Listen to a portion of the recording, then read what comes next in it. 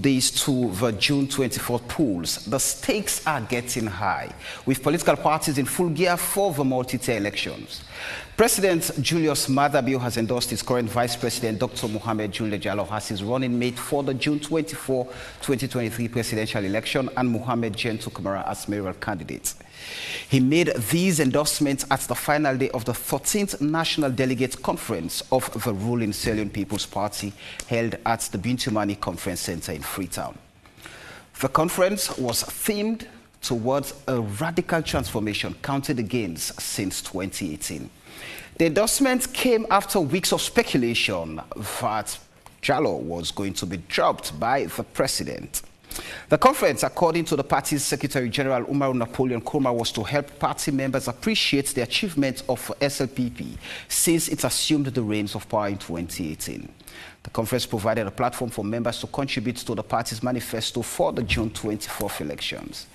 Since it came to power in 2018, the party resolved all the SLPP-led government has been to invest in human capital development and build a progressive society that embraces every citizen's aspiration.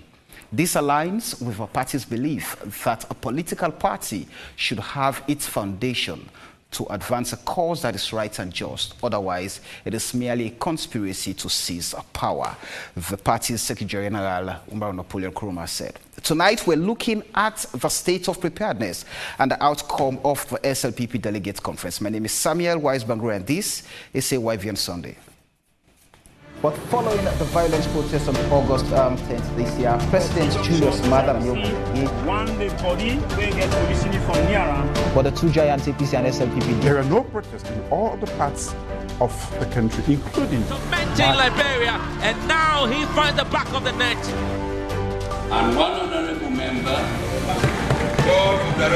Very good evening and a warm welcome to AYVN Sunday on channel.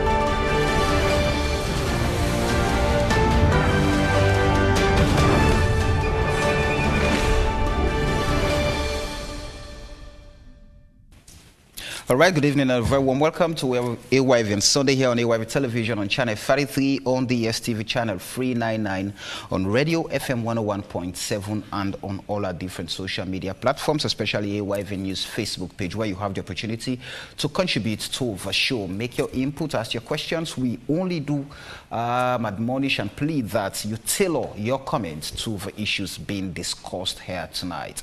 Today, we are analyzing the state of preparedness and the outcome of the SLPP Delegate Conference. Here with me, I have a star-studded panel to help me unpack the issues for the next 2 hours. I have Leonard Thompson, who lectures political science at Frabe College, one of 3 constituent colleges of the University of Sierra Leone. Leonard, good evening and welcome to AYVN Sunday, and a happy new year to you. And a happy new year to you. Long time. All right, I also have Thomas Dixon, media, political and social analyst. Thomas, good evening and happy new year. Thank you very much. Good evening. All right, I have Barrister Ibrahim Tomi, Executive Director, Center for Accountability and the Rule of Law. Good evening and welcome to the show, Barrister Tomi. Good evening. Thank you very much. I have the country's Minister of Information and Communications, who is a strategic member of the Sierra Leone People's Party, Mohammed Ramanswari. Good evening and welcome to AYVN Sunday. Good evening, Samuel. Good to be here. All right, I'm going to start off the conversation, but just before I come back to you for your precursory remarks, gentlemen and lady, let's go back to the first day of the conference where President Bio made a call for unity in the country and the party, and then would come and have conversations around what he is planning to do with the party for the June 24th polls. This now my first national conference as leader of the Sierra Leone People's Party, and I want to say to everybody, this kind meeting, this family meeting is very important for you all, because now here we can gather zeal for go face the 2023 election when we just a month away from now. For make we do that, we need to close the ranks. We need to come together. We need for settle the differences among we. We normally Kinde because of the elections the way we don't go on. So when we don't gather so, I want to make we come on at this meeting as a united Sierra Leone People's Party. When we forgive one another, all the mistakes there, all the blabber, everything we don't say, we hurt the other, may we come on after this meeting as a united force. Too many things have been done and said. We can stay at some people they eat, but we have a moral obligation as a party, the Sierra Leone People's Party. When we fail not only ourselves, but also this country. So for me, the Sierra Leone People's Party, now the best thing will happen to this country, because when we do good things then, this country will go before. If we internal wranglings, we small plabber come inside, it will deprive this country of growth and development. And we don't forever allow that to happen. Why we deny now for make sure say, not to just the scorecard that they read about the many things they will don't do, but also, but for make we gather, put ourselves together, tie with Oja, the collective Oja, so that when we face the APC, when at the main opposition, we not forget any runoff. All right, that was a call for a united Sierra Leone People's Party by its leader, who doubles as the president of the republic. Lena, I'm going to start off with you for obvious reasons. So listening to the leader of the SLPP calling for a united party and describing the SLPP as the best thing that has ever happened to this country, and looking at the preparations ahead of the June 24th polls. First off, what's your precursory remark on the statement of President Bill, well, leader of the SLPP? Of the SLPP? Well, in terms of unity, and because the actual element I got from it was it's a clarion call to his party, but I think we should take it also as a wider kind of picture where it's a call for all of us to actually unite, have a peaceful election cycle, and ensure that we on June the 24th we actually go to elections, we go vote, we go back home, and we wait. You know, because I think sometimes the excitement gets a little bit too much, and also there's always this fear of violence as well. So I think for me, my take home from that is to ensure not only within his party, but also as a nation that for our country that is a democratic, we normally say it's a democratic state. I think we have to show as if we're mature each election cycle, that we vote, we campaign, we can support whoever we want, we go vote, and then we come back, because there's a time for campaigning, there's a time for also governance. There's a time to ensure that when we finish voting, whoever wins, we accept, and we continue our stride to nation build, because at the heart of it, it is important that we understand that it is a process to ensure that we have a better Sierra Leone. You know, instead of all this kind of wrangling, you know, it is a process, it's a means to an end, and the end is to ensure that we have a peaceful, stable, prosperous Sierra Leone. Famous.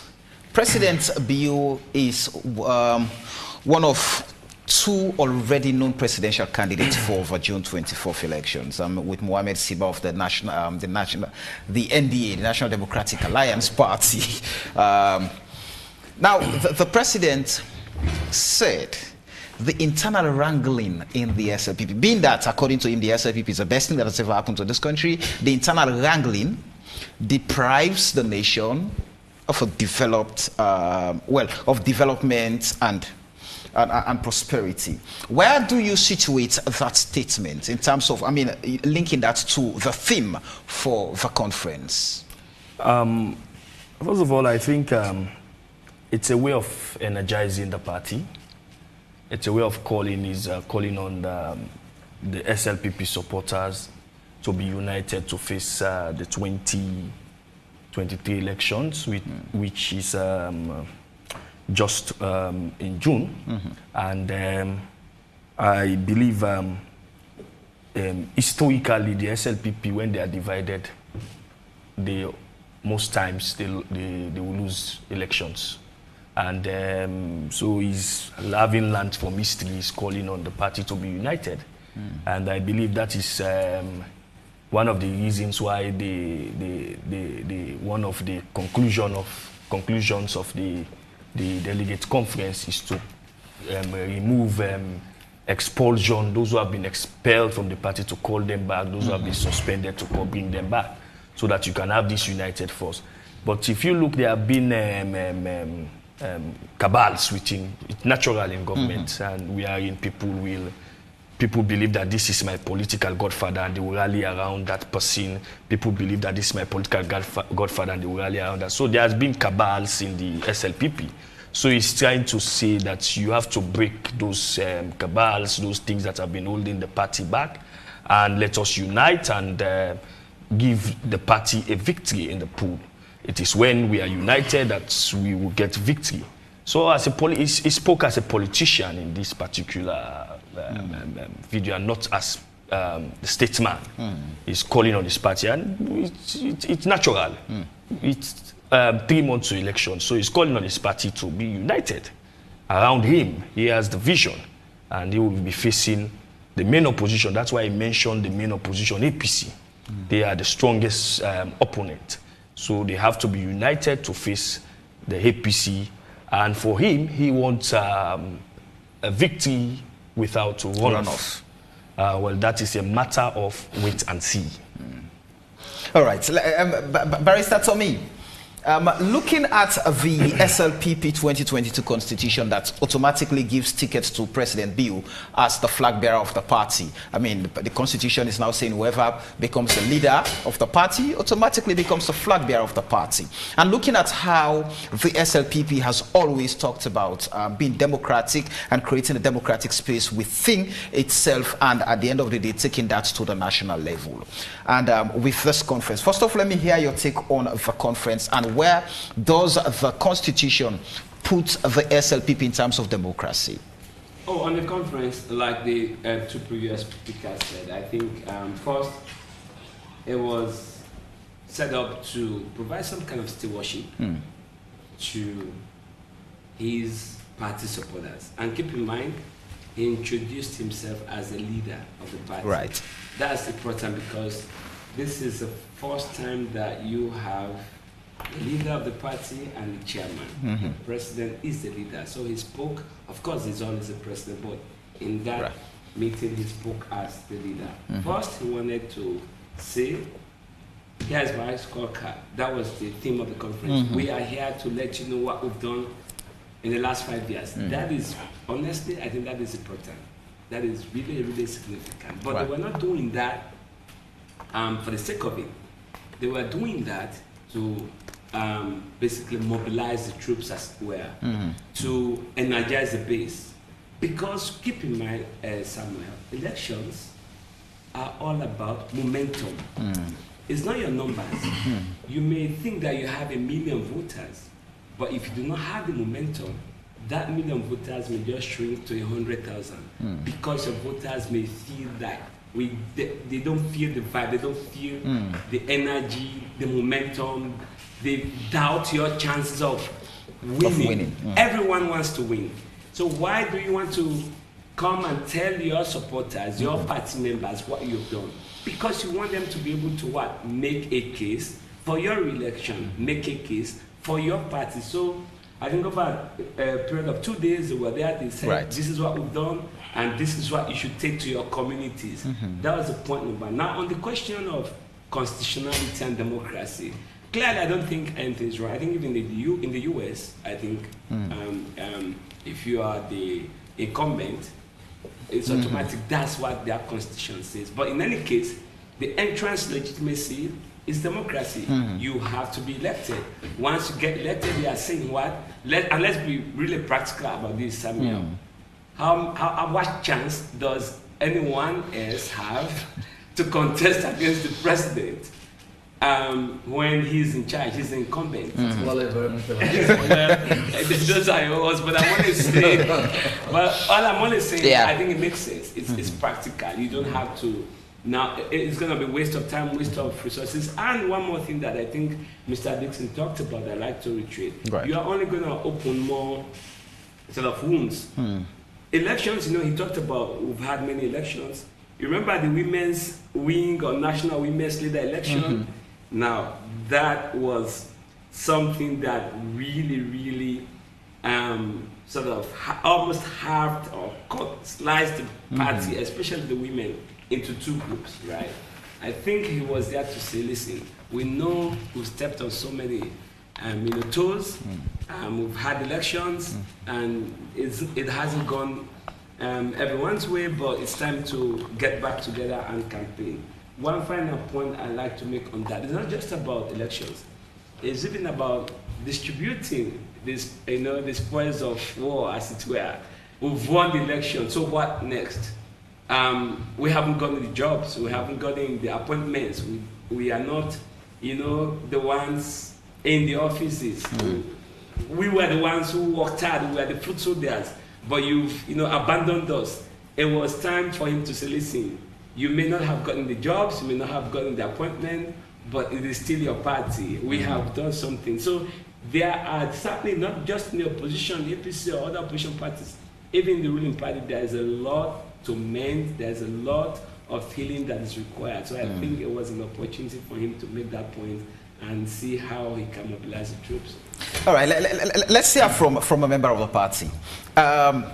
Looking at what happened there and with the submissions that have been made by the three panelists, we go back to the elective conferences that you had prior to this conference, and we saw what that's left behind. To a point, somebody was telling me, in fact, President Bill has his own candidate even for the chairmanship, and his wife has had another candidate different from the president's candidate who was supporting. And the person was telling me, well, that's the clear democracy at work. But in terms of healing the divide in the party and getting the support and the united force the president is preaching about, is the party that solid to have gotten a unity amongst itself at this point to face the opposition, as the president put, as the party's leader put it, for the June 24th elections?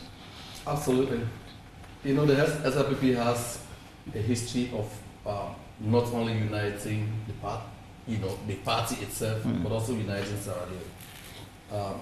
You remember independence, when you had those disparate interest groups, the SLPP then provided a rallying point to bring all of them together so that we could ask for and get independence without a shot, even though the APC had other ideas, right? So the SLPP provided that. When during the very debilitating civil war, you see, when there were very entrenched positions, it was again the SLPP who was able to build that national consensus, to bring that war to an end, demobilize ex-combatants, rebuild this country and set it back on a firm foundation. So, the history is replete with the SLPP, solving these problems.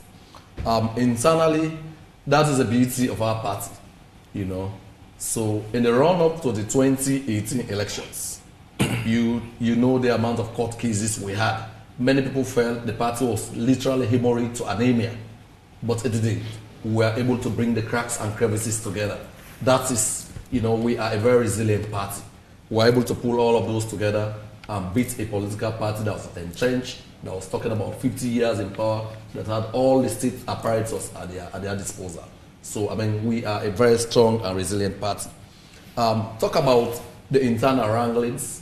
Like I say, we have the scars to show for that, but we have always emerged out of those things stronger than before. How are you going to deal with, let's go just quickly, I'm curious by what lawyer Tommy submitted earlier. How are you going to ensure that those who felt that they did all they could for the party in 2018 and the party won, they were not compensated, they were not looked at, they were not even considered for jobs and all of that, and there's that deep seated disgruntlement. How have you been able to address that as a political party? Well, so let's put it this way. I mean, we all live in Sierra Leone. Nobody descended from heaven here, where probably there are abundant opportunities. Opportunities are few and far between in this part of the world, and indeed everywhere else. We also understand the pattern of government of the previous administration, right? It was very systematic, rigorous, vigorous marginalization of, people perceived to be frontline partisans. I got sacked from a public service job anyway. So many others could not even have a shoe in. So, I mean, that's a story. So you are talking about 11 years of backlog of people who never had an opportunity to even be called in for an interview.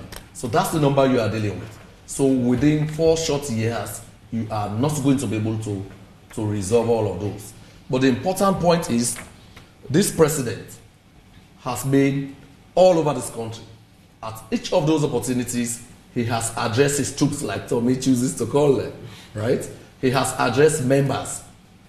I don't know, you call them disgruntled members. He has addressed members of varying sentiments, right? Those who think they have not had an opportunity, those who might have had an opportunity, but not the ones they have egged for, all of those things. So he has never missed an opportunity to address them. Us as his key apprentices, we have also done that every inch of the way. So the troops are mobilized. And, it might be me today, some other day it's going to be another party person, right? So all I will use this opportunity to tell them is that even with the APC, they were here 11 years, they had the fastest growing economy, they had a mass army of unemployed youths after 11 years.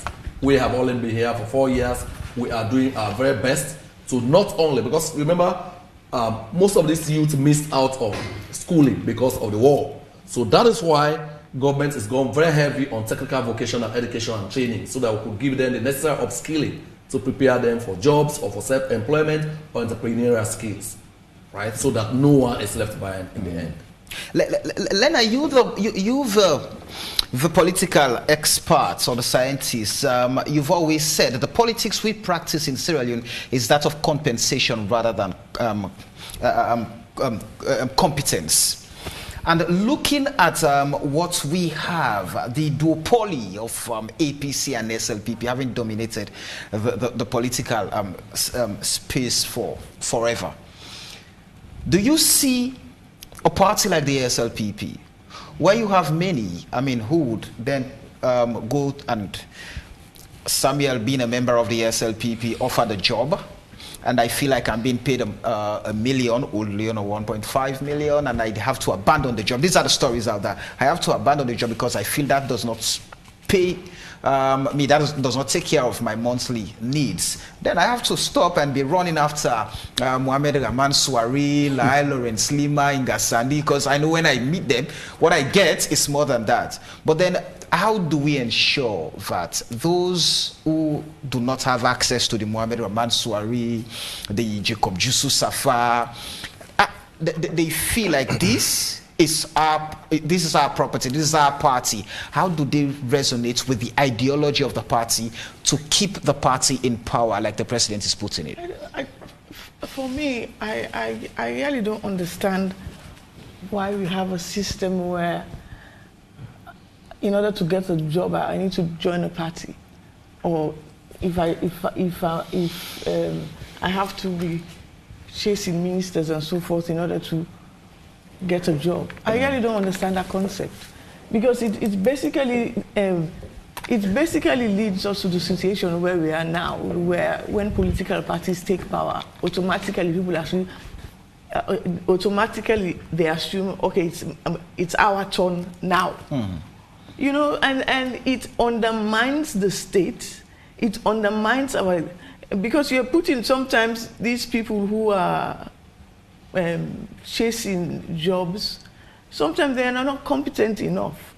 In the West, it's come down to those who lobby, those who pay some money to a candidate. It's all there. It is evident in politics, whether in Sierra Leone or abroad. But at the same time, for us here, it sets a bad situation. It's even worse because people now depend on they become dependent on others to secure their own future. And it's all part of this dependency. We depend on donors, we depend on this, we depend on the power say this, that, whatever. At the end of the day, we as citizens also have to take a responsibility of ourselves. Government is there to provide a conducive environment for investment, for economic growth, and so forth. But this idea that we can, and the parties, they feed on those ideas. They feed on that kind of narrative. If you don't support me, I don't know. There's a cloud, there's a darkness around there that I don't even understand why. If I'm in a job, why should I be sacked? Because somebody else needs my job, and that somebody is a party picking. So what we've been able to, what we've understood over time is if Lena belongs to UDM, I am a member of the PMDC, I am in power, I feel threatened having you. I mean, work with me because I feel you're going to undermine my activities, my program, so you get elected. Yeah, that's what I don't understand about our politics, where there is this insecurity and this lack of trust in people in public service, that people feel that they have to align themselves to a certain political party for them to feel safe. And that should not be about public office. That is not about public office. And it is a problem in our society, and we have to, if we talk about development and what, we cannot development in a cycle. When one party come, we remove this, you know, that is a problem. And I don't get it. I really don't get it. I still don't even understand why it's even a thing. People feel disgruntled, we not get it, so we not whatever. I don't even get it, because at the end of the day, when a party is elected, the party does not govern its own supporters. It governs everybody. Likewise, an MP. If an MP is elected in a certain area, he's supposed to ensure that he actually looked after the whole of the people. But this idea that APC this, APC that is our fundamental. When we talk about our political system, we paper over the cracks. These are the things that we have to speak about. If we don't speak about it, it will continue. And this idea we're developing, we are not going anywhere. You know why? Because we have this kind of nepotism and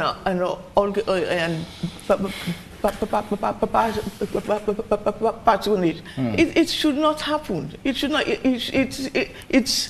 not. It should not be the case that I will benefit just because. So as you said that, Thomas, looking at the practice over time, the complaints that have been coming in since the SLPP took over power, for example, in 2018, you have many who said, now we fought for this party, we don't send out this party, we don't do all what we can do for me, that the party don't win. Instead of they appoint and they count people them from overseas. And all of these are things within the party, and so the leader of the party is cognizant of that, which is why he's calling for a united force now. I mean, irrespective of the complaints, the animosity here and there, but there is the leader thinks there is a purpose. The purpose is to get the SLPP re-elected. Now, but how do we, as a nation, see the SLPP play the politics of getting all of those disgruntled members to understand that? Well, how do you get this thing done? I think, first of all, I think patronage politics cut across, especially for positions, top position in government.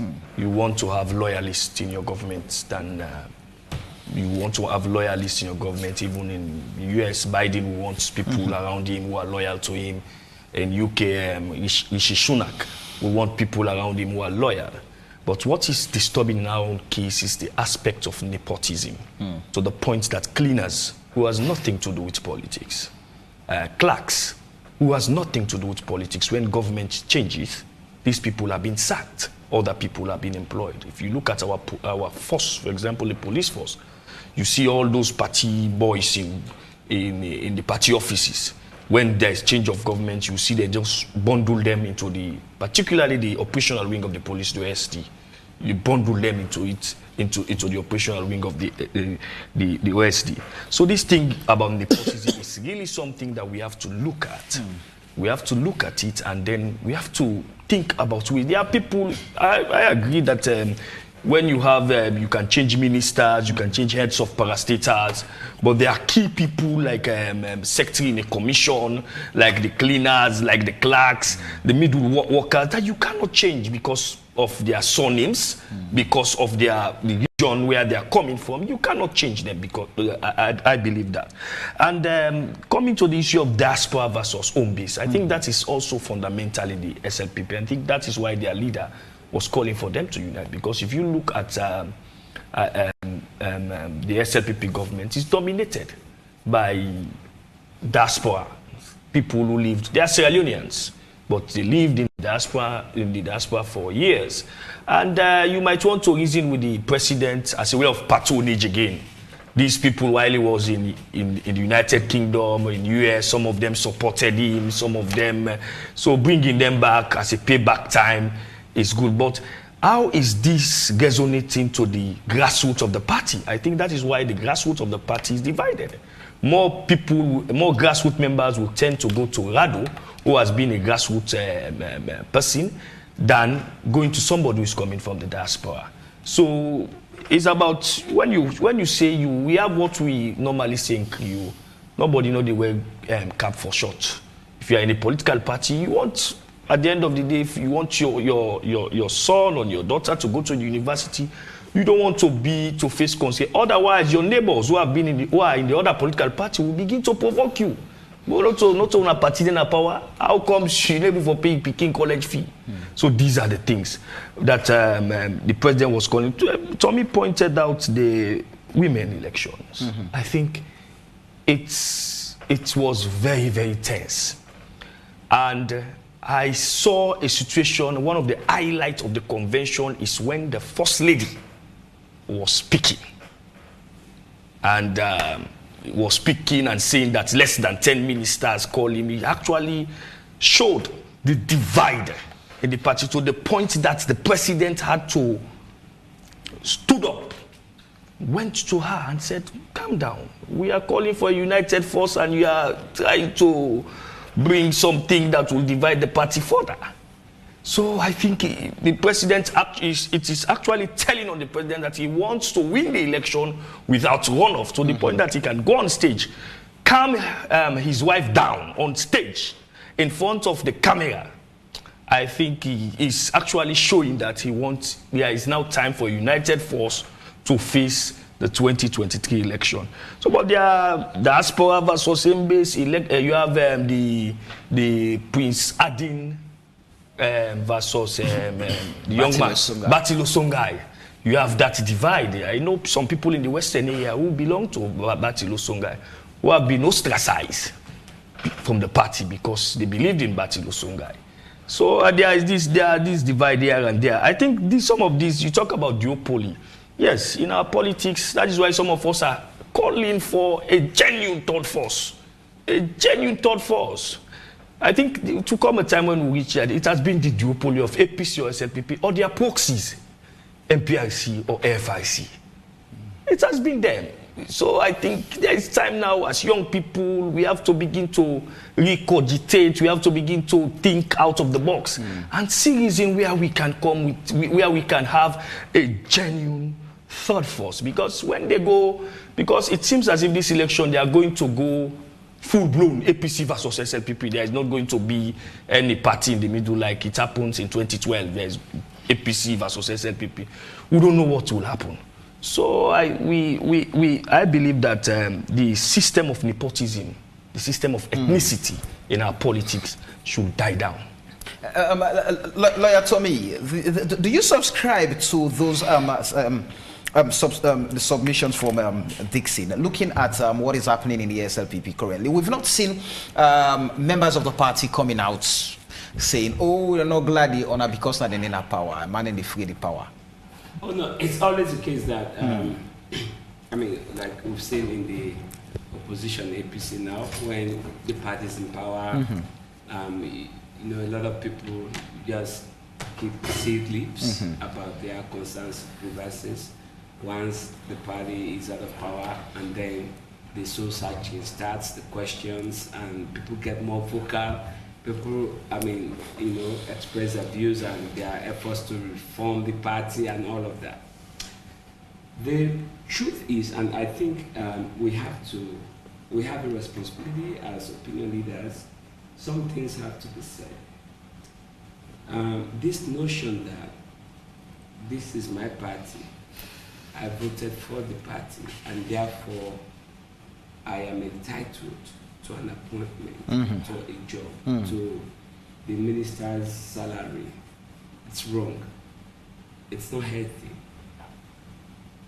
But it's perhaps a function of how political parties are organized, right?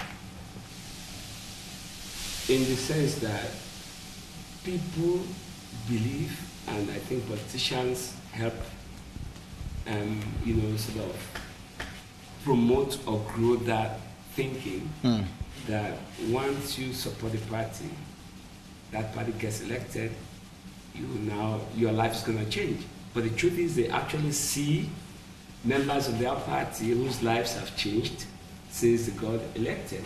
So they feel like I'm equally entitled to that.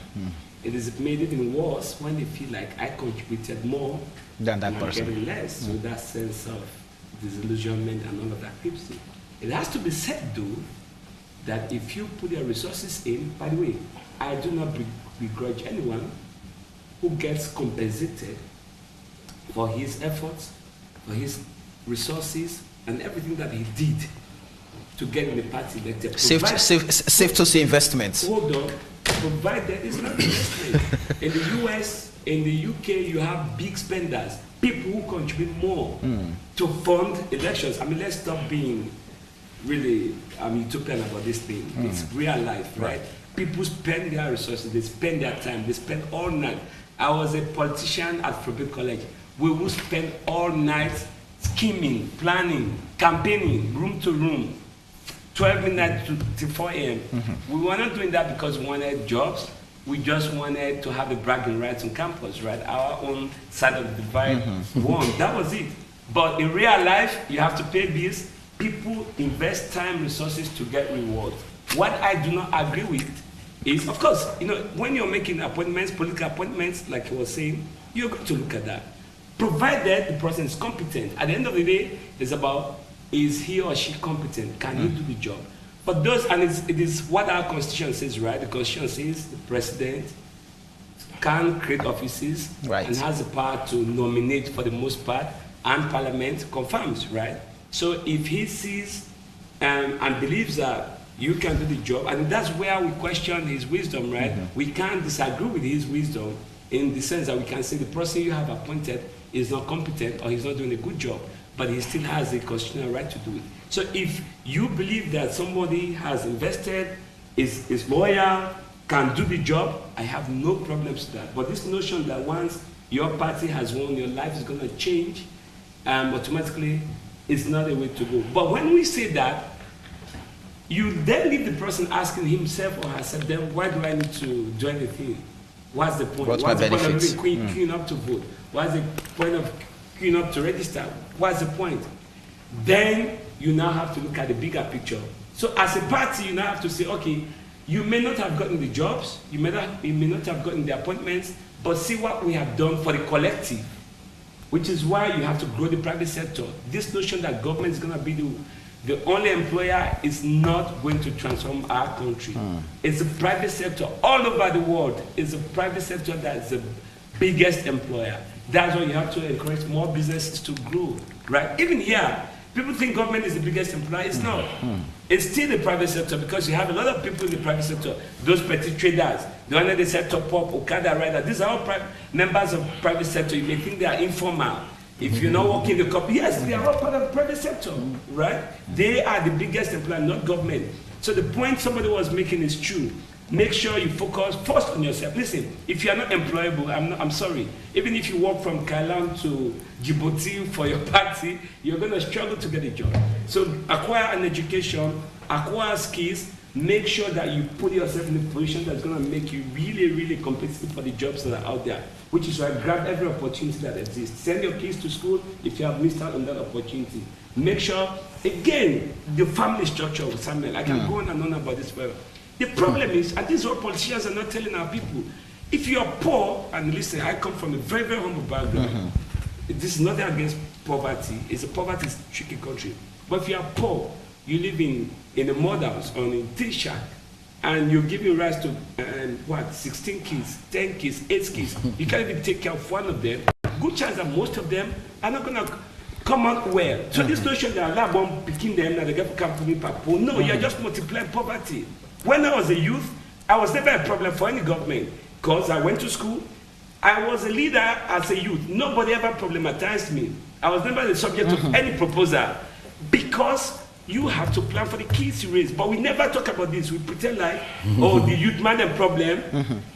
Listen, not to government one problem. Think about your family structure. Your kid, Samuel, think of this. Your kid is going to a good school. Right. All of us here, you know why? They planned for us, or some of us were lucky. So let's help our people to also understand that it's about empowerment. It's not just about policy. And that's just out of curiosity, takes me to the theme for the conference. That towards a radical transformation counted again since 2018. So if we're talking about, for example, jobs, how do we satisfy party loyalists, and how do we take that to the broader context of providing jobs for Sierra Leoneans? Let's count the gains since 2018. Here. Don't pigeonhole this argument. Don't just come to jobs. Towards a radical transformation. To everything. I'm saying count Ibrahim. Count the gains. Let's count the gains. About his new family planning consultants. I think PP readily has a consultant in him, so I'm not going there. I'm going to concentrate on the radical transformation bit of it. Okay, so you're talking radical transformation. I'm going straight to the issues headline. We have been a very gradualist nation for the longest time, for the better part of 60 years. President Bill became a leader by popular vote in 2018. He embarked on a path of radical transformation. Let's talk about free quality education. Let's start right there. Tommy is concerned about the many kids born. That is why this president has found a place for them in the sun. Any Sierra Leonean child born has a fair and square chance of going to school to be able to realize their fullest potentials. In fact, if you are a lady, a girl, you do very well in all your transitional exams, you go to university, you undertake STEM courses, chances are that from pre-primary school, you go to university without paying a fee, right? Radical transformation. For the very first time in over 60 years, Sierra Leone now has a student loan scheme. This is something, I went to school with guys who were far brighter than me. I'm sure each one of us seated around here, some of them dropped out of schools because their parents could not afford to pay for their universities, right? So that is now history with the enactment of the student loan scheme and commencement of implementation. So that's in itself radical transformation, right? You're talking about abolishing the death penalty. When when human rights and others are in retreat in many African countries, according to many global reports, Sierra Leone is keeping it Sierra Leone is keeping it at the heart and center of everything we do, right? This president abolishing the death penalty, in spite of reservations in government, amongst various segments of the population. That is radical transformation, right, in itself. I mean, in school, pregnant school girls, people living with disability, all of those now can come to school. I mean, for me, when it came to cabinet, I was one of those who vehemently opposed it. Because coming from where I come from, I mean, the very thought that my kid is going to sit in class with pregnant girls, she might think that is a new game in town. She wants to imbibe it, you know. But the president in the end prevailed. I mean, he initially also felt so, but his better judgment allowed radical transformation. So that is also happening. I'm not going to mention, the repeal of the criminal libel law. I mean, people have come to power on the back of repealing the criminal libel law. Then Shinkauna, Dixie. You supported them, you trusted them. And all that ended up, it's all fizzled out, no action. This same man who was the most castigated, who was the most ridiculed, attacked and lampooned, is the man who ushered in that new dawn, another radical transformation. The Constitutional Review Committee, after we have spent billions on that, remember? We have spent billions as a country. You know, we had an over 80-member committee. They crisscross this country. You know, recommendations were made by the people. They all found a comfortable place in the dustbin. We looked at those. We accepted most of the recommendations. Right? How about the very frame-breaking reform of the gender empowerment and women's, the gender equality bill, the 30%. This has been a dream since independence for women, right? That Sierra has pulled it off. That President Bill led the charge for us to do that, my brother. This is radical inclusion in more ways than one. All right. Again, well, yes, I'm going to hold you there. We'll come to look at the messages that the SLPP has for the people of Sierra Leone when the Electoral Commission declares time for campaigns. But just quickly, let's go back to the conference itself. Okay. On the second day, when President Biu announced Dr. Mohamed Julde Jallow as his running mate for the 2023 presidential election, and also endorsed the candidacy of Mohamed Gentle Kamara for the mayoral seats in Freetown. And then let's take a look. We'll come back to have a conversation on it.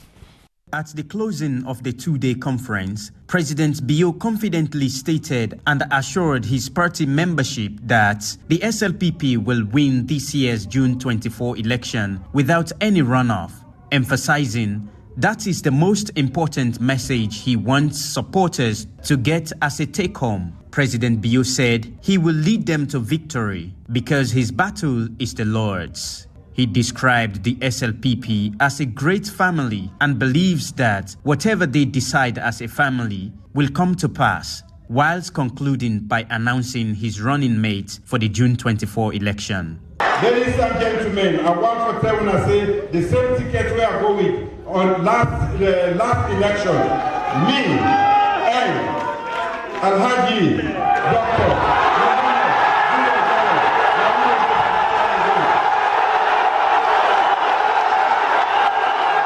Accepting the endorsement, Vice President Dr. Mohamed Julde Jallow expressed gratitude to President Bio for the confidence to choose him again as running mate for his second term. I want to tell His Excellency thank you for the faith and the responsibility we're giving these 4 years, when to the best of my ability, I don't try to perform out for satisfy.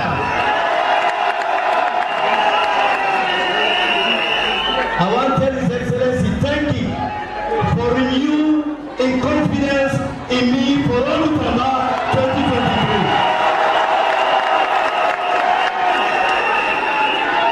I want to assure His Excellency say, I will double my commitment, I will double my loyalty, I will double my effort to make sure say 2024, 2023, June 2023, will win back no runoff.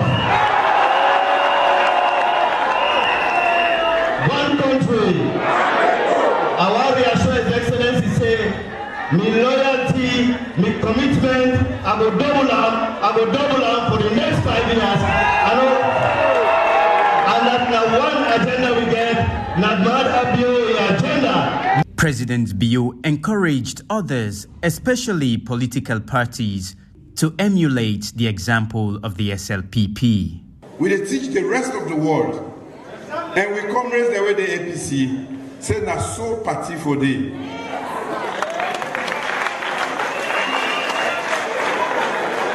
Happiness, discussion, accountability, transparency, now we see, not so. We know the chop, we know the wound. We know the beat, we know the knock.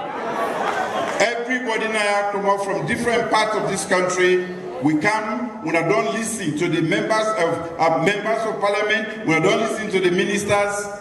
At least we don't know what they do. Ministers don't give account of what they do. Of course, some of them they feel them when they see them, but I been feel say it's necessary before we go to the next election for make we come gather and get this deal. Because of course, we'll come on now, nobody knows him before we again.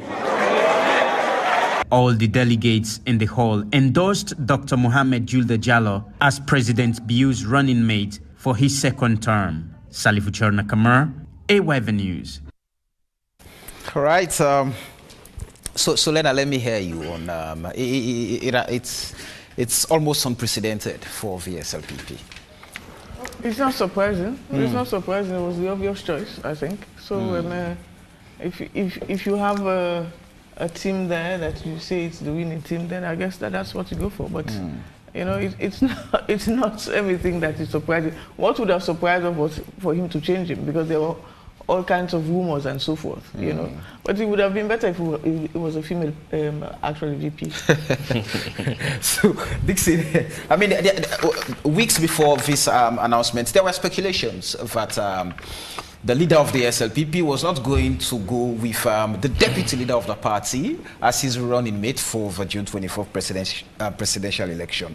There were, I mean, these rumors around him going in with the 2018 presidential candidates of the NGC. Of course, they are in negotiations, talks, and all of that. And at the end of the day, the president, the leader, appointed his deputy leader of the party as his running mate again for the 2023 elections.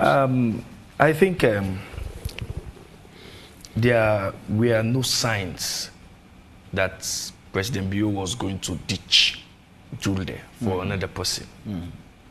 In 2002, Akaba going into the race, there were signs. Before that, there were signs that Jodembi was not going to be the running mate anymore. In fact, there were people, all of the ministers then were rallying around Solomon Berewa, at that time being it was the Attorney General and Minister of Justice.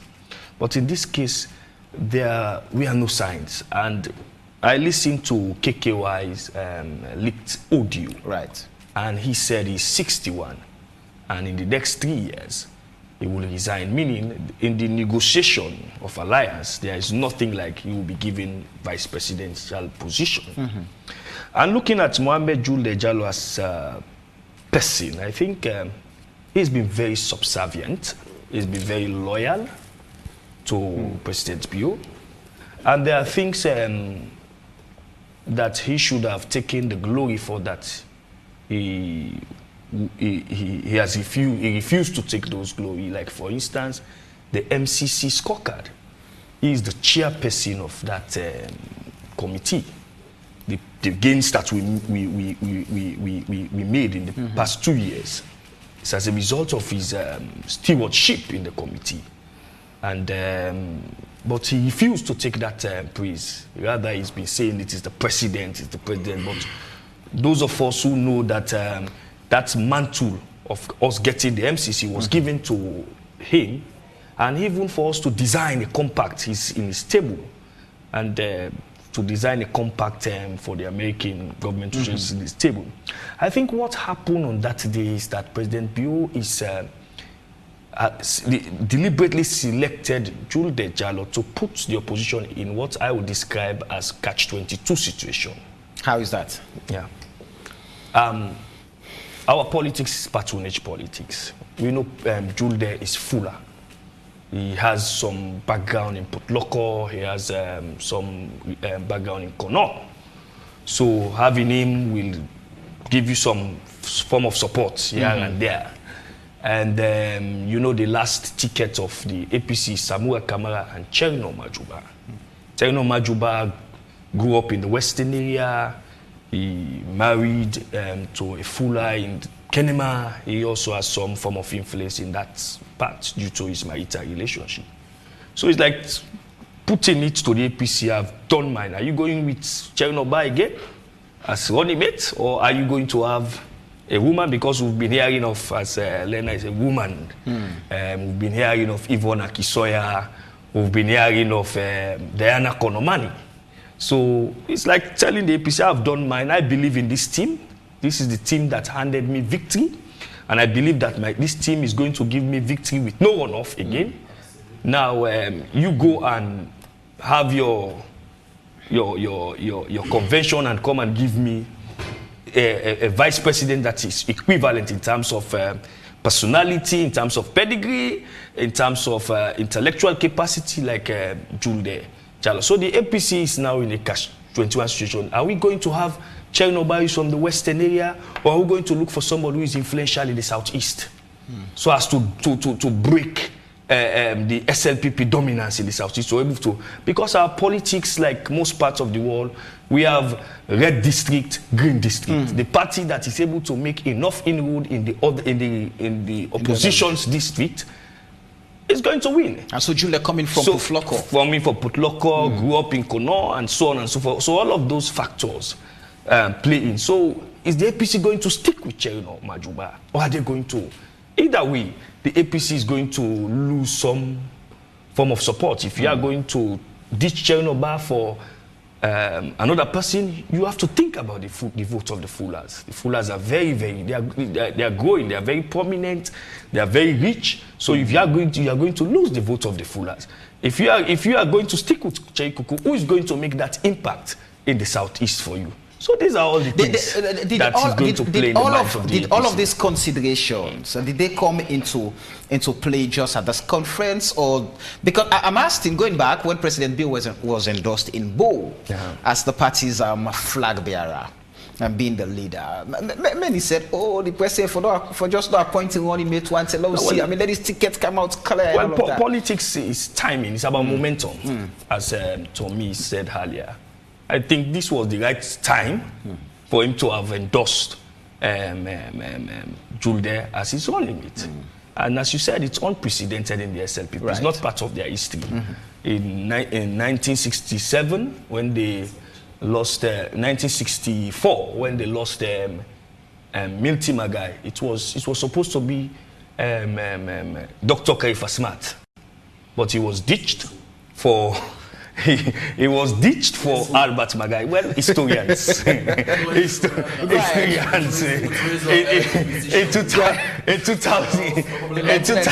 In 2002, he was supposed to be St. Joe Demby, and then Bewa came up. And then you also look at the history of our vice president in this country. Look at even in 2012, there were rumors that President Kuma was going to ditch Sam Sumana.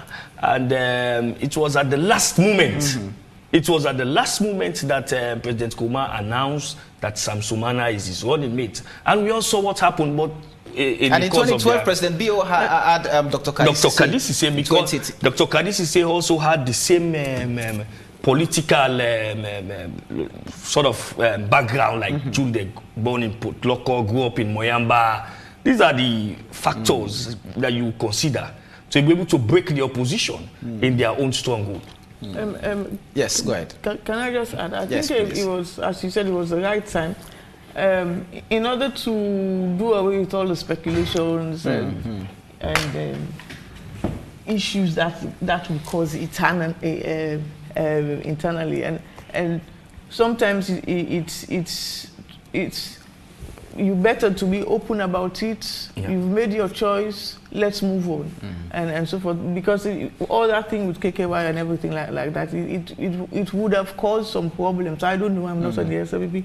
Would have caused some problems internally with some groups and so forth. So it's better to clear the air, know who is going in it, and then now plan for the elections. So I think it's about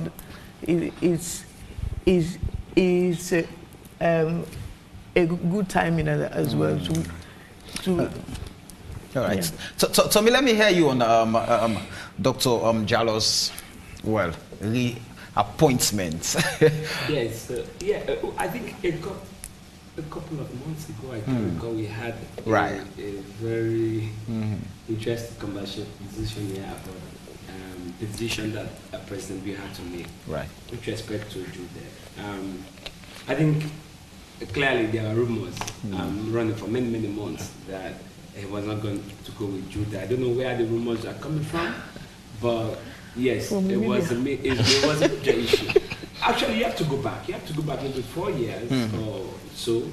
Once they were elected, within a year, there are questions about whether the president was getting along with his vice president. In fact, there are talks about, you have a de facto vice president. It was a certain chief minister who was acting as a vice. All those kinds of rumors and gossips. And then about a year ago, they became louder and kind of widespread. So maybe the vice president knew he was going to go with the president. They might have been talking, but I'm not sure. From where I see them, based on all what I had, I'm not sure he was 1,000% confident that was going to happen. So clearly, it must have been a huge relief, and you have to give it to him. I mean, like Dixon said, I think he's done a very good job of being loyal and very kind of obedient servant. I mean, he's comported himself. No efforts to outshine his boss. He's comported himself very well. I like the fact that he's operated mostly from, the sidelines, the back, and without trying to outshine his boss. I think generally he gets along with, I think, people in his government. But the truth is, this is a reality. Let's talk politics. Go ahead. The point about running as a vice president when the incumbent presidential candidate is running for his second term means that if the president gets elected, the vice president, Dr. Judah Jallow, is going to be right there trying to replace him. So the cabals that we're talking about, the cabals are now set up along the lines of succession. I was just going to ask, what does that present for 2028? Do you want a Judah presidency if the president gets a second term in 2028? Are you going to go with another candidate? So that's where all of these gossips, these rumors come from, because obviously it strengthens his hand, as it were, if he is the vice president running into that convention where the presidential candidate is going to be elected. That's an issue. That's a consideration for perhaps not just the president, but even others. But like Dixon said, this is politics. And I think a lot of things were said at the conference, but perhaps the most consequential one was the president's announcement of his running mate. You could see how the whole just erupted. So the question I want to ask, I mean, we've talked about his loyalty to the president and all of that, but who is going to be the most influential politician now in the SLPP? Say the president, gets re-elected. He becomes a lame duck president maybe 12 months into his second term, because he would have done his appointments. He may hire as long as he wants, but people are now looking beyond 5 years. They're looking at potentially 10 years, right? So it becomes pretty much linked up. So that's why presidents always want people who they can be sure about their loyalty. That will you be loyal to me after I leave? Will you be the one undoing all the things that I've put in place, or basically maintaining my legacy, keeping my right-hand men and women in your government? So it's going to be about that. Again, the minister is a member of their party. I haven't read the SLP constitution, but I don't know what the constitution says about whether as vice president running, you have to be in that position until you run, or you have to resign at some point to make sure there's a level playing field. It's more complicated than it meets the eye, but let me ask you the judgment in the court. Solomon let me ask you the question. They have seen. There is a judgment in the court about that. No, it's not about the national constitution. Okay, it's about their own party's constitution. Okay. So let me ask you on that. You mentioned the issue of Sam Sumana. And for many who followed that, it was because, according to them, President Nkrumah then did not have the trust in Sam Sumana to have looked after him after office. So, there was no trust. So he had to let him go. And so, with all of that, And now we're seeing, there was, I mean, the speculations were there and all of that. And all of a sudden, the announcement came that he's going to be my running mate going in. And evidently, the ambition is not, it would then be, Mr. President, I would want to succeed you after 2020. Well, now the cabal, who gets what? I think, as Tommy rightly said, the cabal and the cronies, they are there. People are forming groups now. And I think that is where the Vice President, in his acceptance speech, said that there is one agenda, and that is the agenda of President Bio. To kill all those thinking that, yes, it's a human, he wants to go forward. But at that moment when he said there is one agenda, I have only one agenda. If I have been loyal, I will be more loyal. If I have been committed to you, I will be very, very committed. I will redouble my efforts. I think that is where it takes this whole, it took this whole thing out of the people. And there is wide celebration in the hall. Not just in the hall. I think the other day was going to Putloko in Lunge. There are people were there welcoming him. And that is showing you that although it's about loyalty, it's also about political positioning. How can I break the opposition in their stronghold? How can I first of all galvanize the support of my base, and then try and take some votes in the stronghold of the opposition?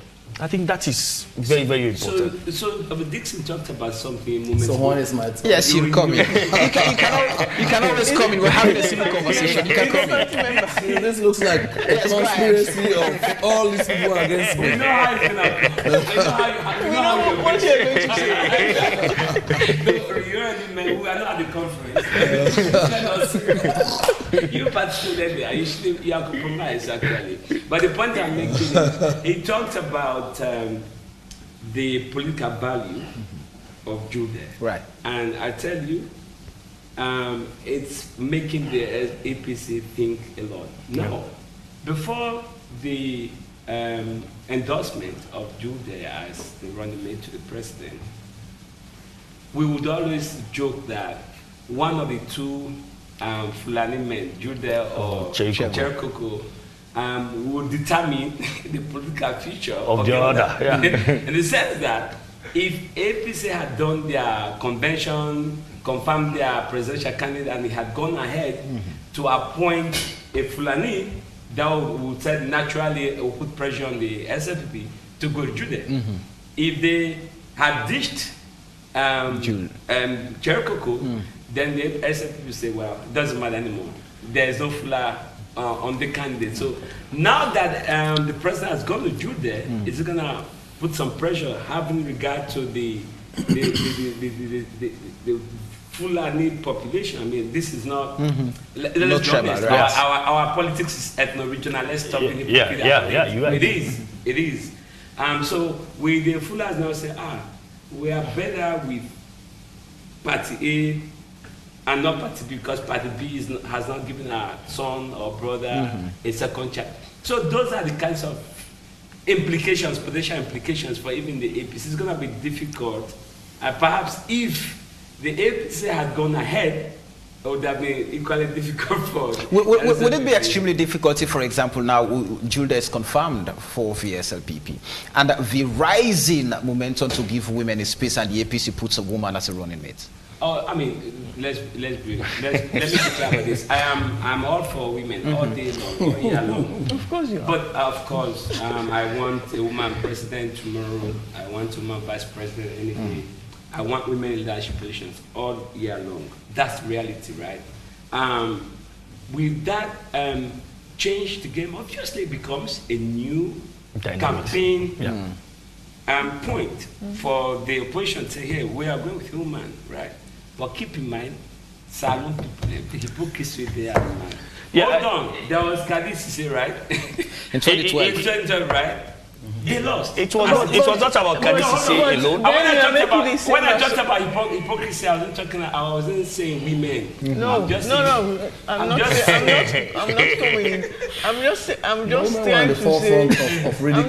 to say that if you're making that assumption that it would not matter, then even when we come to tribes and ethnicity. How then would you say that because if somebody is fuller that they're going to vote for him? No. What I'm saying is that I'm not saying it doesn't matter. Yes. Don't forget that I'm also part of this panel. Let me clear this. This is very important. I want my own tongue exclusive, so like they have had. I don't want anyone to say that a female candidate on a presidential ticket won't make a difference. Definitely it matters. I mean, there are fundamental philosophical, right, issues. There are people who will just be gravitated towards that ticket because there's a woman, right? Yeah. But the point I was making is that we can go back and see efforts that we've made in the past that have not succeeded, which is not to say the ground hasn't shifted, which is not to say it won't make a difference anymore. But I just thought, in the interest of comprehensive analysis, you go back and make reference. But in essence, you're saying this call has not been translated into action. I think it will be if we have a woman. Yes, you're coming. You are coming. No, it should be less. You are coming. I'll give you 30 seconds. Dixon, I'll give you 30 seconds and allow. When we are talking about women candidates, you have to look at what we've tried before. You remember MOP MOP? Yeah, that was Zainab Bangura. Right. And, that was then. I'm coming. The environment has changed. And let us go to West Africa. Recently, Mahama's running mate was a woman. She could not make the difference. Mm-hmm. So this is Africa. We have a lot to do about. I believe in women. I believe that when you give women position, they will perform. They are very disciplined. Some of the things that we do as men, they won't do it. You know, I'll tell you for sure. I don't know. Mentality, let me say this. This chauvinistic mentality we have as Africans. Let me say this. Even the women themselves. How do we get? Look, quickly, let me bring in the minister. How do we get? The minister, for the very first time, I feel so bullied today. Just before I have your thoughts on the reappointment of Dr. Jallow as the running mate for the president. How do we get women? To honestly come forward. I'll tell you for sure. Even Samuel on this show. I'll tell you, I struggle every week to get a woman on this panel. I mean, if Marcella is out of the country, Valnora is busy, Lena is having something, getting other, Dr. Mao is busy, getting others, or Dr. Takura will pressure to get me, and they will come back to me not. So how do we get them? I'll tell you why. Please go ahead. I'll tell you why before the minister comes. You are perfect in this bullying now. Go ahead. I'll tell you why. The reason that women don't come forward is that basically our political system does not allow, we don't have access for women. We don't give them that, make them feel comfortable. That is the thing. Majority of our women are not confident in themselves. That is a fact. That is a fact. I'm a woman, I see that every day. Even in class, you have to basically pick them out and actually ask them questions. Yes. Okay, so let me also chime in on this a little bit before I move on. I think the question you asked was even getting women on this program, right? Not going forward to politics generally. Right? So nobody bullies you here. You come here, you know this stuff, you are protected. I mean, this is a very decorous and civilized conversation. Right. But that's quite an issue. Where it is part of these things, His Excellency is investing in women. You know, I just mentioned earlier that once you're doing STEM courses, you go to university, you don't stand any risk of dropping out if you are committed. If you're doing STEM courses, science, technology, engineering, mathematics, you know, you can go through university without having to pay a fee, right? This is all part of the women's empowerment commitment. Again, President Bill has gone down in history as the only viable presidential candidate who stood any chance of winning the elections to have appointed a woman as a running mate, Dr. Candidacy. But you know, to me and the speakers before me have explained the politics around that. Even the very women who shout on rooftops, who want other women in leadership, were nowhere to be found rallying around her leadership call. So, but that's another matter. You know, the Women's Empowerment and Gender Equality Bill has been passed. We understand women are being bullied. That's one of the strong cases we made for the PR. right? Women are bullied out of competition, they are scandalized, they are stigmatized, every kind of thing, everything is thrown at them, you know, by way of getting them out of the way, so that the Marco men, it becomes an exclusive Marco men's club. But that is all being removed. Those obstacles are now being removed. So again, Lena, this is the moment people like you must now bring the women out, build the necessary confidence in them so that they can come forward, you know, and play the much needed leadership role that has been trusted upon them. His Excellency really believes that when you get women right, when you get them in leadership positions, you know, they can do the country a world of good, right? So that's important. Dr. Jallo's appointment as running mate for the second time. What does that bring to the SLPP for the June 24th polls? Probably unlike many of the other commentators, yeah, I had the privilege of, you know, attending university with Dr. Jallo. We were classmates for 3 years, so I know him very intimately. So, I mean, what could have been the best decision in the circumstance? That was naturally it. And I don't know why the speculations never ended. His Excellency himself, about 2-3 weeks earlier, had done a very beautiful tweet, right? My adorable, my hardworking, my dedicated, my loyal Vice President, right? So when you get accolades like those without lobbying for them, I mean, you should go and sleep, right?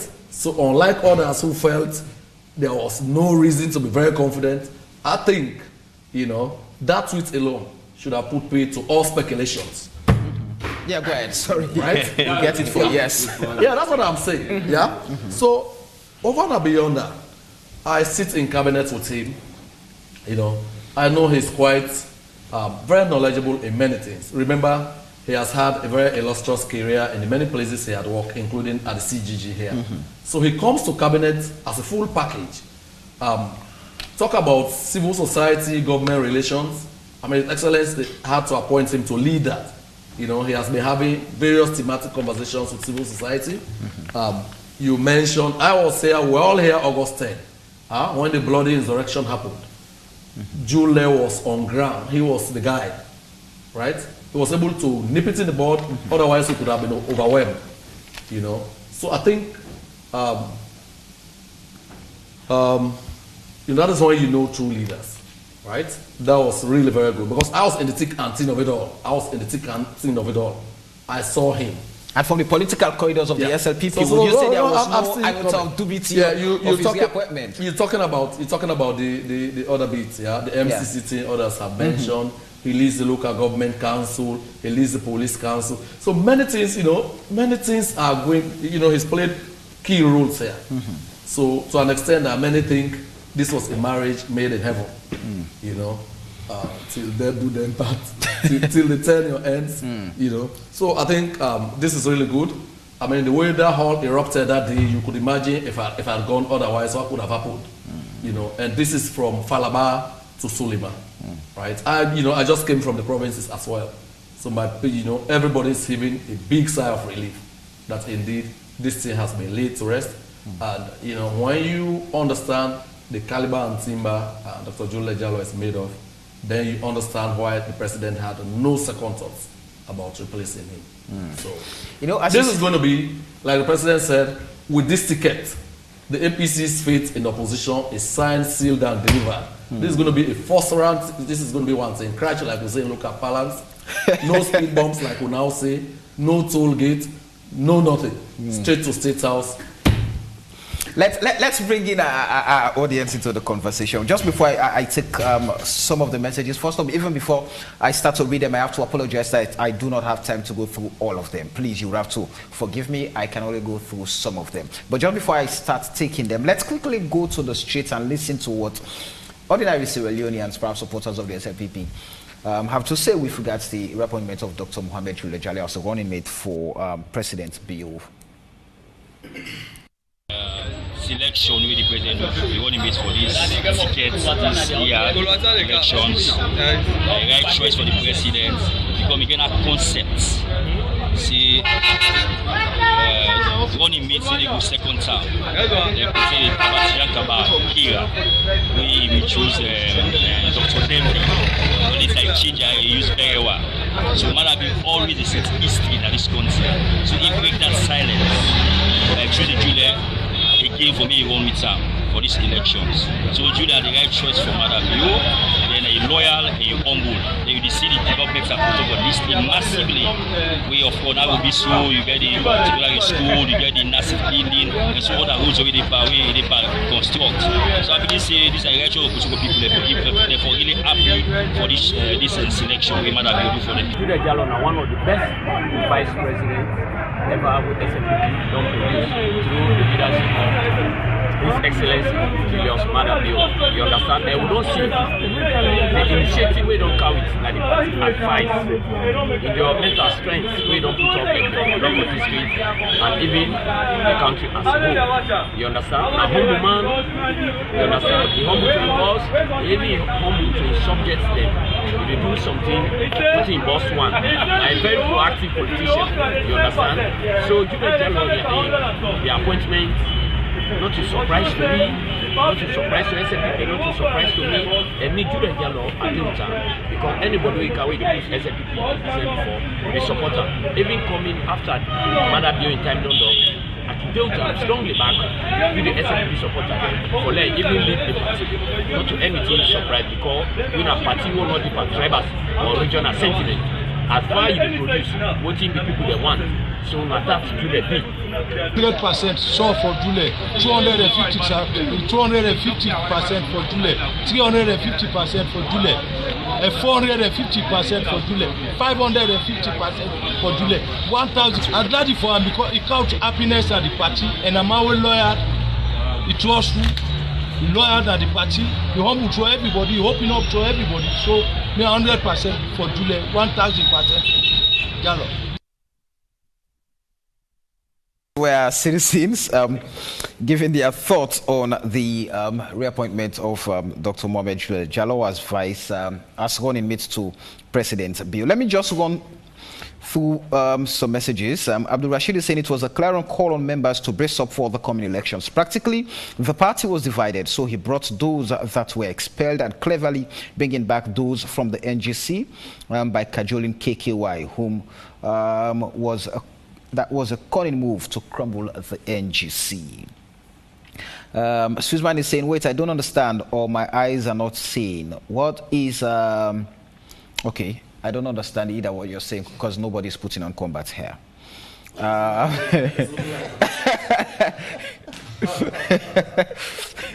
All right. Stephen Yale is saying a third-force political party would have not survived in many countries around the world. It's always the two, even in developed countries. It's always the big two. Eddie Grant is saying now politicians are coming down to the level of the youth to brainwash them again. Their numbers are all over. Just one call, they will pick up with speed. As soon as election is done, they would never respond to the calls. This is a problem of Sierra Leone today because of party picking them. We're not going anywhere with the same problem. David Cole is saying, make us see any politician nami attire base where una been they eat now una never call or visit me now una one visit me. Ibrahim Samra is saying almost at the end of term given to them by the people still blaming APC. What is the rate of unemployment? Okay, Agnes Bedu Gombu is saying. It's not lack of trust. The problem is that people love their own parties more than the country. That is why most of them undermine any government that they do not favor, which is a bad precedent. James Kamara is saying, yes, ma, you said it all. These people set a bad example. If you're not in a certain group, you would not be hired, even if you're qualified for the job. Citizens need to have an open mind to work with any government in power, whether they voted for that government or not. Agnes is saying, the Idishu is saying, if you really work for the people of Salon, you know they ask you aid self for campaign, but Naya, this is Mona. Mr. Dixon, a genuine third force will never survive in our politics. Ask Charles Magai and others. The APC and SLPP would always rule. Eddie Grant is saying. Sam Conte is saying APC introduced bad politics in Sierra Leone and claimed they are the only suitable party to rule. Just 4 years in opposition, they've gone mad all over the place. Okay, politicians are broke. They knock on the doors on the rich to sponsor them. When they win, they consider them first, not based on competency. Eddie Grant is saying, Sierra Leone will rise again under the most decent, tolerant, God-fearing party. Okay. Third force not survive in America and UK and other countries, and Saloni go survive. Abdul Jr. Case is saying the true leader to liberate the suffering of Sierra Leone. All right. I see so many campaign messages here. The expunged death penalty. Okay, our major problem as a people has to do with the fact that our presidents are normally broke when in opposition. Once they win, they become loyal to those diaspora people that contributed a few dollars to their election. They become captured by those people in the diaspora. Unfortunately, they end up compensating these people with positions they are never comfortable.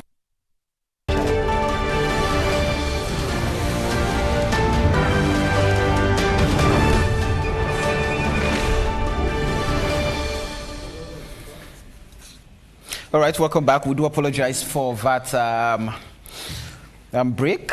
It was actually due to power cuts in the studio, but we're back. The show is still YV on Sunday here on YV Television on Channel 43, on the STV Channel 399, on Radio FM 101.7, and on all our different social media platforms.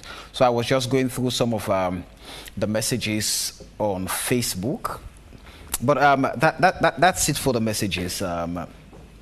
Let's look at what really should the SLPP do. I know there was also an endorsement for the mayoral candidates.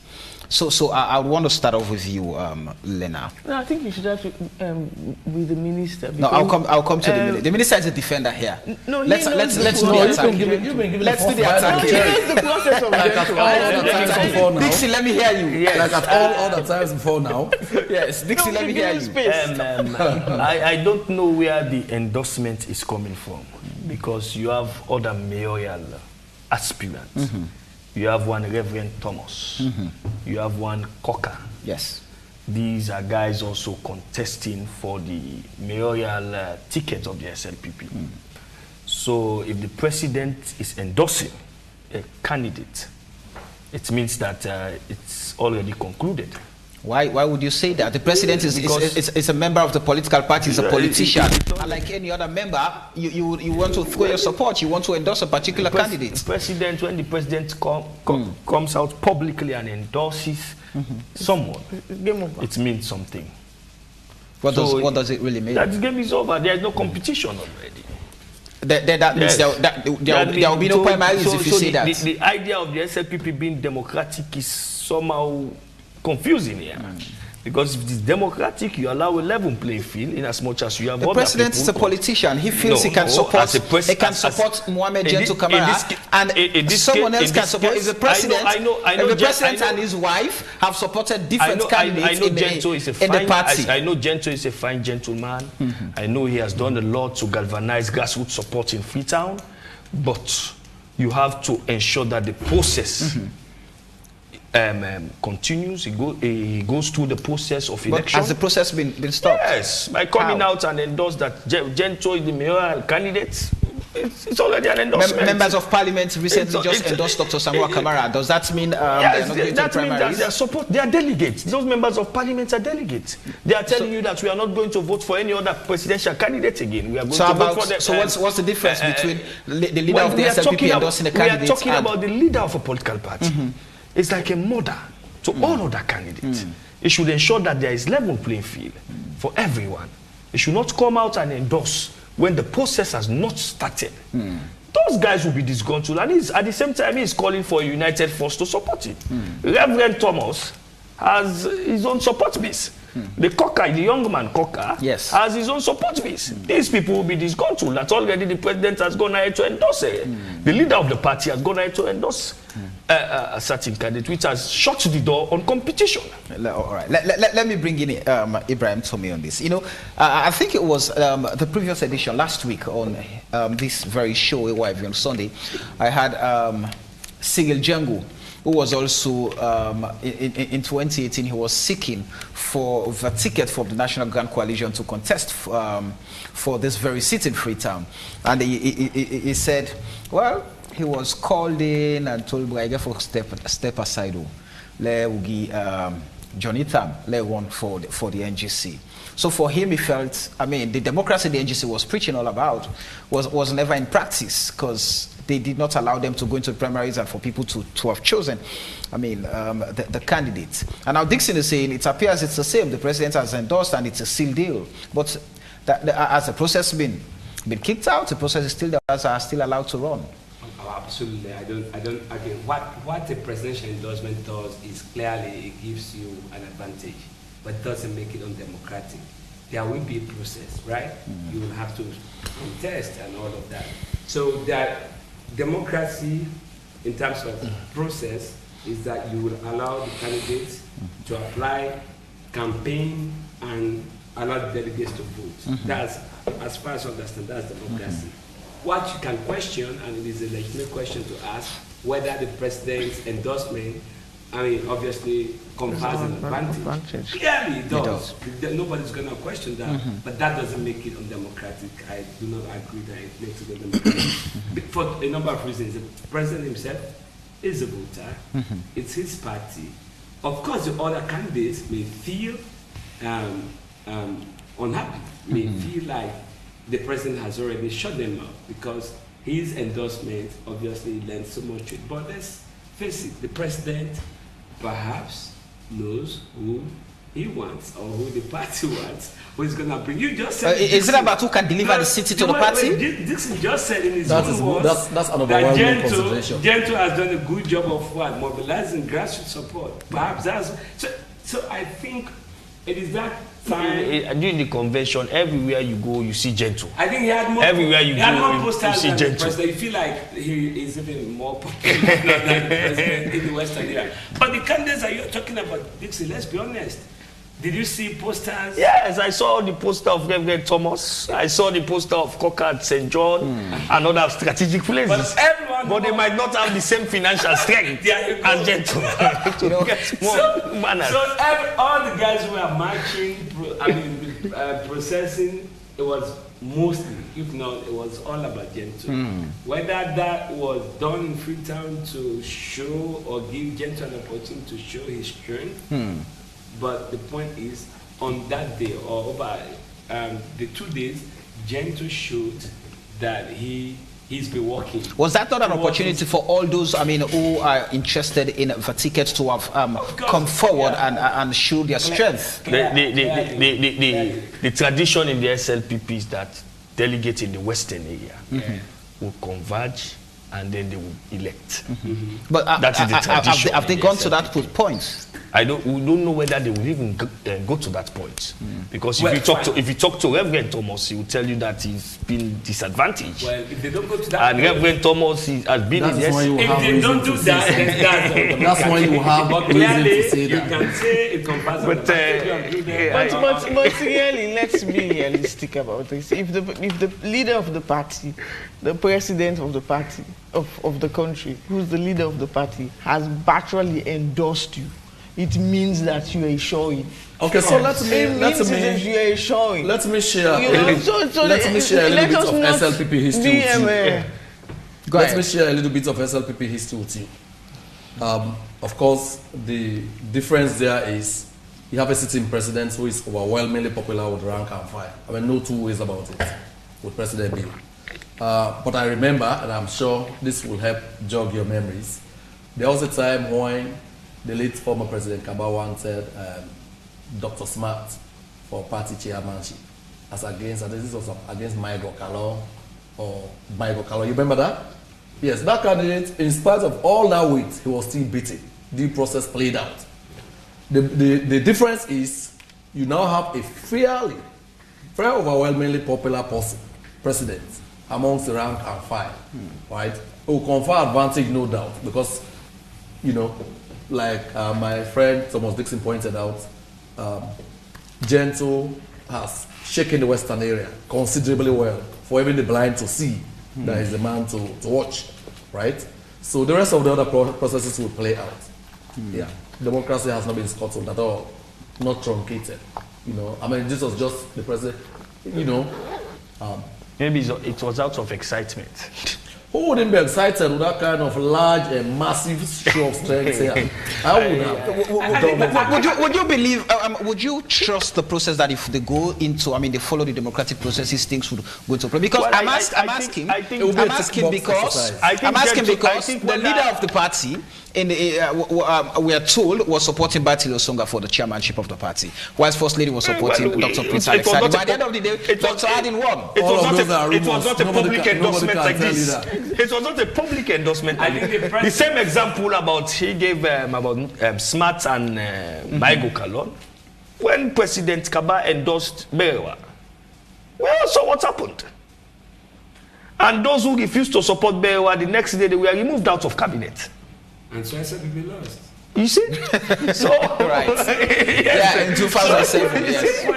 So the point. I know if they go, without the president's endorsement, if they go on the election, delegate election, Gento was going to win.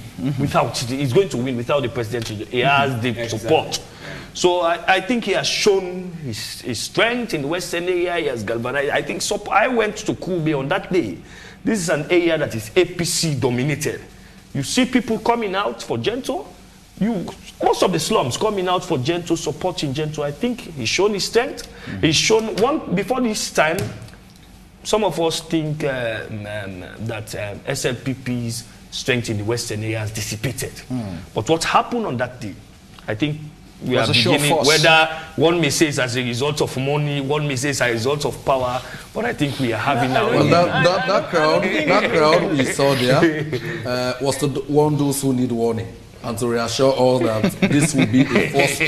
We also 2018 the crowd of the APC. So this SLPP is different from the APC. About that endorsement, ours is not actual past intention. We are rigorous about every process. I don't think, Gento didn't even need it, right? He could have done it without the president's endorsement. So that endorsement, of course, does him huge favor, but it sort of takes away from his efforts, right? His genuine efforts that he's made as a person to mobilize, right, the supporters that we saw on that day and the many supporters across the city. If I I'm an advisor to him as the leader of that party, I would say just don't go there. Don't exercise your own franchise. No, not vote. He's not voting. Don't exercise your right to free expression. Don't make an endorsement because you're here to heal the party, right? Some people are going to feel like you've taken sides, and does that go contrary to the call of a united force? You are the leader. You stay there. We know who you are going to support. Provide your moral and financial support behind the scenes, but let until after the process. Yes, until after the process. I mean, that's what I would advise freely. There may be other contests, other candidates who may be is well advised. See, you are talking about Batile Osonga and Dr. Prince Adin. He never ever endorsed anyone publicly, right? And it played out. People may be disgruntled about the outcome of that process, but at the very least, they can now have a leader who will go and talk to them, and they will listen because at least publicly, he didn't take sides. Right. That's what he do. But without his endorsement, as I've said, and his endorsement, to be honest, hurt no one in the sense that it didn't, like, it's not like there was somebody who was gonna. Man knows how the man knows. Samuel, you have to give this to this president. He's godfather of free speech. Not me, Sludge, and the world says so.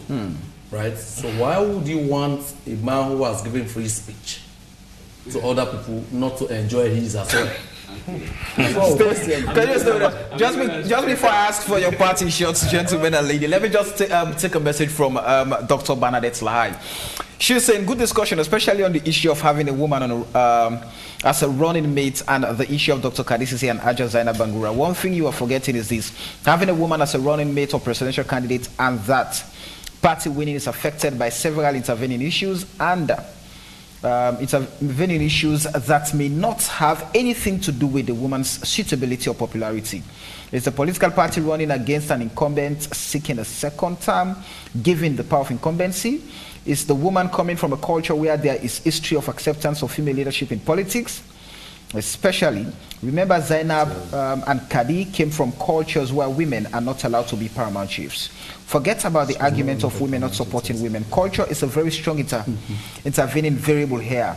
What was the level of conscientization of women for political leadership then compared to now? Things are changing and will continue to change. It also depends on the popularity of the presidential candidates running with the woman at the time. So there are many considerations regarding having a female running mate. Okay, Lena, let me hear you. I mean, what would you look forward to seeing in terms of democratic practices as we build up to the June 24th elections? I look forward to a healthy kind of debates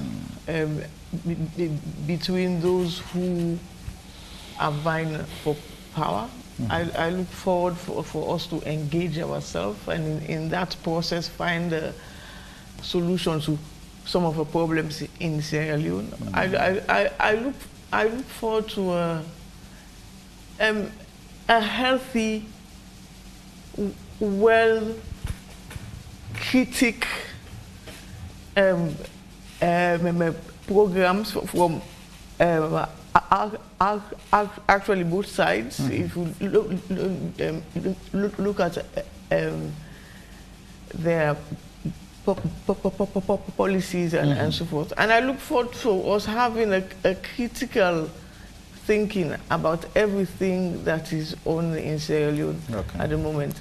And also I look forward to a peaceful, I'm just concerned about a peaceful environment where we can vote, we make a choice, and we move on. There are too many things in Sierra Leone that we have to put right, instead of us going into this kind of bad politics that we see around. Dixon, quickly. Yeah, I also want to advise young people to be very peaceful.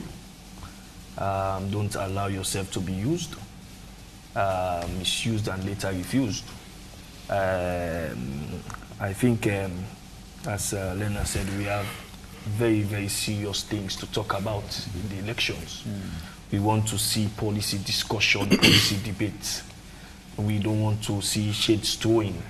We don't want to see insinuations here and there or policies that are not going to work in Sierra Leone. And I'm a media person. I also want to caution colleagues on both traditional and those of us in the traditional media will be very, very much cool-headed. Those who are in the new media want to caution them to stop inciting tribal hate, ethnic, and so on and so forth.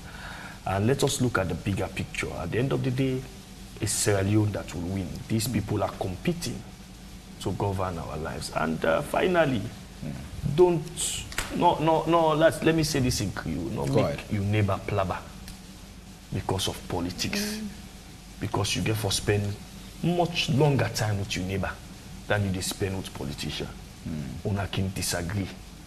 Una have diverse political groups. But at the end of the day, let us all be peaceful. All right. Ibrahim?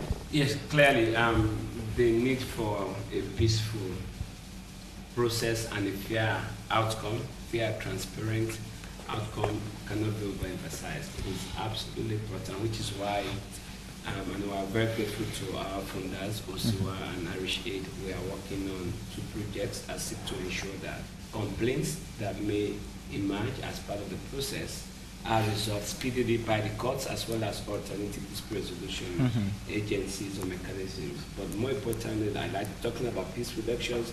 We think the security sector has a huge role to play. We need a professional police force that is able to respond to public order issues in a human rights friendly, professional and accountable way. Where there are allegations of human rights violations, we want the leadership of the police, the IPCB, to hold police officers to account. But citizens also have a duty. They have a responsibility to make sure that they conduct themselves peacefully. Again, as everyone has said, it's okay to disagree. I have always said it's a democracy. That's what democracy calls for. If you think you don't want the opposition to exist or the ruling party for that to exist, then call for something else. Maybe you want a monarchical system of government, you want autocracy. It's a different thing. But we have said we are democracy. It's perfect. You don't have to agree with my views, and I don't even beg anyone to agree with my views, right? Just respect the fact that I have a right to hold an opinion and express that opinion. You have the same right to hold an opinion and express it. No fight, no war. Because no matter what complaints we may have about our country, the economy, the politics, the people, at the end of the day, we only have one country. It's better to live in a peaceful country and than running away from war or conflict. All right, Mr. Minister. So, you have to give it to the leader of the SLPP, who also doubles as president. It's very unprecedented for leaders since post-independence, and I want to challenge on this, to make their constituents to read their own report cards to them, in spite of those that have been read by international development partners, in spite of the beautiful testimonials they get on the campaign trail or on the Make the People Talk. So this is very important, that he subjected himself to that kind of, scrutiny. People will ask questions, will respond to them. I think this is something, like he mentioned, that our brothers in the APC must learn. We have to exercise the ghost of Kaka Anowayeri. These elections will make sure they are about issues. We will make them about issues. Nobody is going to hide under the cocoon, behind the cocoon of Kaka Anowayeri. We want the alternative policies to free quality education that has brought 3.1 million kids to school, about 700,000 kids getting school feeding. We want alternatives to repeal of the criminal libel law. We want alternatives to the abolition of the death penalty. We want alternatives to 30% empowerment of women. We want alternatives to His Excellency making agriculture the major plank in the next agenda. Right. So we want those alternatives. That's the kind of debate we want. We welcome the APC. We really look forward to engaging on these issues. Thank you. Thank you very much, gentlemen and ladies. This is where we end tonight's program. Many thanks to all of you for accepting and honoring our invitation. And many thanks to those of you who've watched on DSTV, on Channel 33, who listened to us on radio, and those of you who followed us on social media. You are very much appreciated. We always enjoy the privilege of having you with us here. Until next time, when we shall bring you a fresh issue on this program. The show has been AYV on Sunday. My name is Samuel Weisbangra, and up next is our AYV Primetime News. Until then, take care of yourself and have a lovely night. But following the violent protests on August 10th this year, President Julius Maada Bio, one day body will get police from here. But the two giant APC and